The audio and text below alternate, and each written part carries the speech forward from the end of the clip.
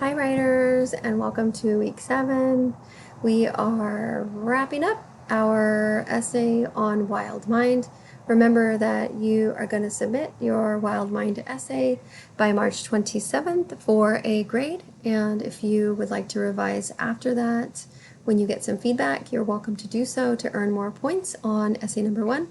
Just be patient and kind with yourself as you are drafting up your ideas and revising and learning MLA formatting. If you have any questions about how that works, I advise you to go ahead and click on the Submit Essay Number 1 Here button and look back over the prompt.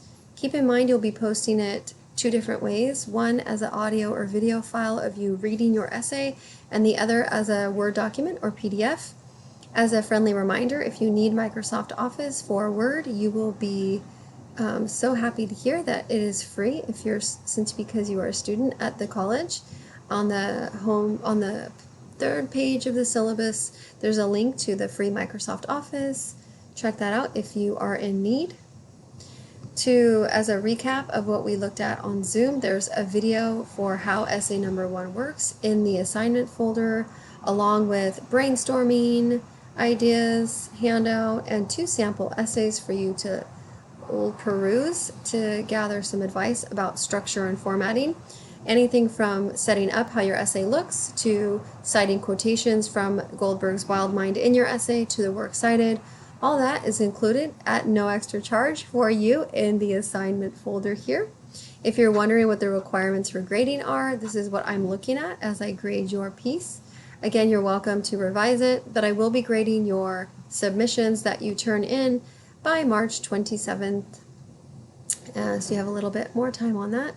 This is the rubric if you're curious. The criteria, the 3 categories are content. This is what you're actually writing, the content, 40 points. You can skim that. Rubric, form, so that would be like structure, MLA, all that stuff. And then editing and proofreading, and then whether or not you recorded it, that's worth 5 points as well. So keep that in mind and enjoy your process. We are beginning Book of Joy. As you know, if you missed Zoom, check that out. You're going to make sure that you have that birthday cake, the 3-layer birthday cake in your journal that has the different layers of what the book is going to address. The obstacles to joy and the pillars of joy, along with the science of joy and stories from the Dalai Lama and Desmond Tutu. You'll see that in the introduction to the book. We are going to be, from now on, we're going to be on this button, our purple button, which is week 7 through 11. This is the second chunk of the class. There are 3 discussions for this week that are due by next week.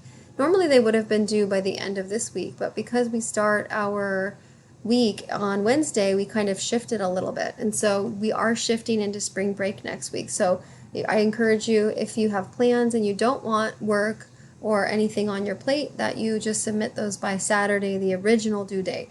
But again, that's up to you. We have a couple videos that give you background on the Dalai Lama and Desmond Tutu here in the first discussion. In the second discussion, we're going over the Invitation to Joy, which we read today on Zoom, and the introduction, kind of opening you up to the universe of joy through the eyes of 2 great spiritual leaders. And then the last discussion for week 7 is the nature of true joy, or day 1, the first day of Dalai Lama and Desmond Tutu together, and the teachings from that day, pages 27 through 78. Keep in mind you want to have your critical thinking caps on and your critical skimming skills as well. So engaging and talking to the text, thinking aloud, doing those strategies, free writing, using those strategies to really enhance and to enlighten your experience with the content. There's a lot in the Book of Joy. Your task is not to remember everything, but just to take away significant passages and ideas that resonate with you inside your heart, inside your soul. That's what's happening with week 7, folks. Have a wonderful week. And don't forget, if you have any questions or concerns, you're welcome to post them on the discussion board. Have a great week. Bye-bye.